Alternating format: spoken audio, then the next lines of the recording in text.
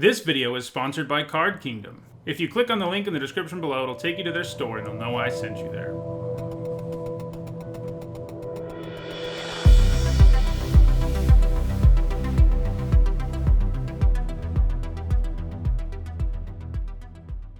Hello everyone, it's Wednesday, and that means it's time for another MTG Top 10, the series where I rank cards based on their historical performance at Magic's highest level of competition.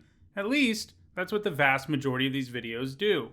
Sometimes I also do worst videos, which are more subjective, and that's what I'm doing today. Today, I'm looking at the worst cards that are on the reserved list. If you're not familiar with the term, let me explain it. The reserved list is a list of cards that Wizards says will never be reprinted, nor will new cards that are functionally identical to the cards on the list be printed.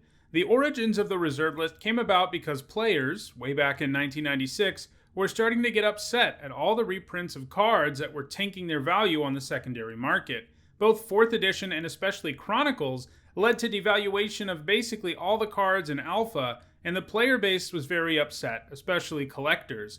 Wizards responded with the creation of the reserved list. It has gone through some revisions over the years, and these days, cards that are on the reserved list include all rares and sets beginning with Alpha and ending with Mercadian Masks. Some of those sets have kind of weird rarities, with some of them not technically having rares, but having rarer uncommons. And in sets like that, the rarest of the uncommons were also included. In total, there are 567 cards on the reserved list. There are lots of super powerful cards on the list, like the Power 9, but there are also some pretty horrendous cards on it too, and in this video, I'm going to talk about the 10 that I think are the absolute worst. One funny thing about the reserve list is that even though some of the cards are terrible, some of them are still expensive, since people know the cards will never be reprinted. The value of those cards is largely propped up by collectors, obviously, and not by players, but because it's funny to see how expensive some of these cards are, I will be including that data. Like in all my worst videos, the list itself is based on my opinion, but my opinion is informed a bit by data. Obviously, a card can't be considered bad if it has ever top 8'd a premier level event, and it also can't really be considered bad if it's widely played in EDH.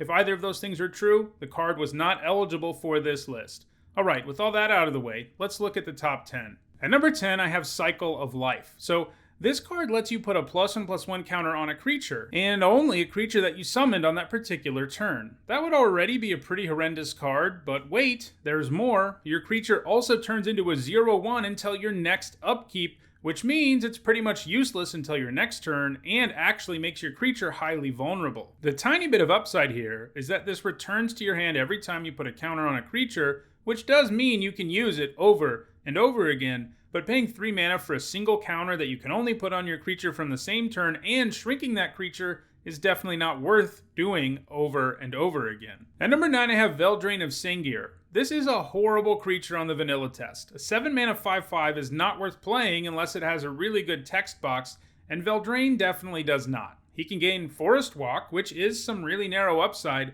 but even that upside comes at a steep cost of 3 mana, and giving him -3/-0 until end of turn. So sure, maybe he's unblockable sometimes, but he's also only a 2/5.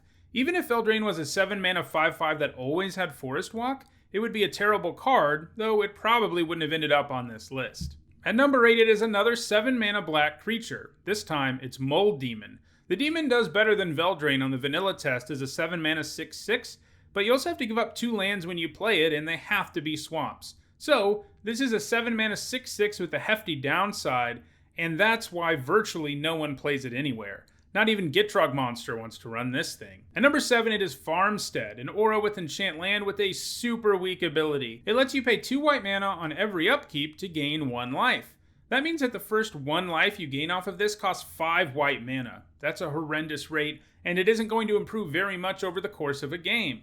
If you waste a turn putting this in one of your lands, it definitely needs to be doing something that makes it worthwhile, not to add to the board in a meaningful way, and it definitely does not. At number 6, I have Elder Spawn. As a 7 mana 6/6, Elder Spawn has some horrible stats, but it does have one thing in the text box that is actual upside, and that's the fact that it can't be blocked by red creatures, so it's kind of evasive. However, the downside on the card is just too massive to be ignored.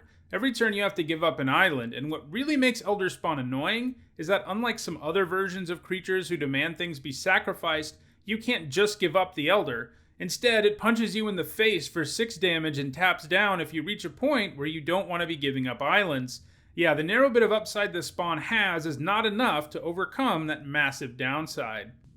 At number 5, it is Mercenaries. The top 5 on this list are all absolutely terrible, even compared to what we've looked at so far, and in a lot of ways, they can probably be shuffled around a bit, but I'm fairly confident that these 5 cards are the worst ones on the reserve list, whatever order you want to put them in.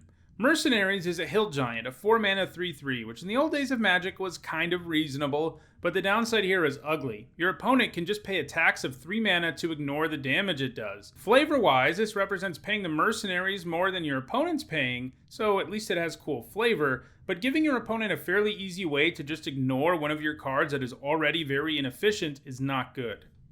And number 4 is Mystic Might. People often think of cumulative upkeep as being one of the worst mechanics ever, but I don't think that's true at all. More than 10 cards with it have top-8'd Premier events, which is more than enough to put it out of the running of that dishonorable title. I even did an MTG top 10 on the mechanic, and I've also done videos on the best and worst mechanics, so check those out. However, cards like Mystic Might are what contribute to the narrative that it is terrible because, yeah, there are a whole lot of cards with it that are absolutely horrendous, and Mystic Might is one of those. For 1 blue mana, you can put this on a land to make it so the land can tap to give something +2/+2. That would actually be kind of a decent card if it ended there. That's the kind of boost that can really wreak havoc on combat if you can do it over and over again. However, the steep cumulative upkeep cost on the card quickly derails that. You have to pay 1 generic and a blue on your next upkeep to keep it around, and then 4 mana on the next upkeep, and so forth, and you end up with a pretty bad deal even after the first time you have to pay the upkeep cost. The first turn you have it, it's basically a really bad giant growth, and it just gets worse from there. At number 3, I have AEGIS of the MEEK. This can pump 1/1 creatures, and it doesn't do it very efficiently, as 3 mana up front followed by 1 mana on subsequent turns just isn't going to get the job done. There are plenty of token decks in EDH, and even they aren't remotely interested in running the AEGIS. In addition to being a bad card, the AEGIS is also annoying from a flavor perspective, and AEGIS is a type of shield. Why does this artwork depict someone holding a sword? Next up, I have Wood Elemental. In terms of EDH, Wood Elemental is the card on the list that has actually seen the most play, but I think it deserves to be at number 2 nonetheless. So, the Elemental wants you to sacrifice forests when it comes down, and its power and toughness become equal to that number. If that's what this was, it would definitely not be on this list, even if it wouldn't be a great card. The problem here is that you can only sacrifice untapped lands for it. This means that the 4 you spend to cast it can't be used, so you effectively have to pay like 8 mana and sacrifice 4 forests to make this into a 4/4. Yeah, you should probably pass on that, and the 16 people running the Elemental on EDH Rec need to have their heads examined. And at number 1, I actually have 3 cards: Golgothian Silex, City in a Bottle, and Apocalypse Chime. These are all part of a weird thing Wizards was doing in the early days of Magic, and that was making cards that hate on specific sets. Seems like a good idea, right? Weirdly, I think Golgothian Silex is probably the best of the bunch because Antiquities has some pretty powerful cards like the Tron Lands and Mishra's Workshop. The same can't be said of Arabian Nights, there's a few good cards, but it definitely can't be said of Homelands, which is considered by most the worst set ever. That's why it's sort of puzzling that the Silex is seeing the least play in EDH, and Apocalypse Chime is seeing the most. But regardless, these are all really bad cards because they're too narrow, they don't affect enough cards in the game. They are kind of interesting to look at in the past because you'd think maybe people would run these when a format had a certain number of cards from these sets, but even then no one was playing them, really showing you that even in the ideal environment for them, they weren't good enough. Well, that does it for this MTG Top 10. If you enjoyed this video, don't forget to like it and share it so that others can enjoy it too.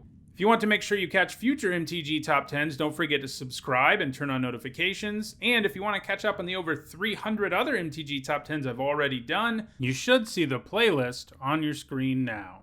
Thanks for watching.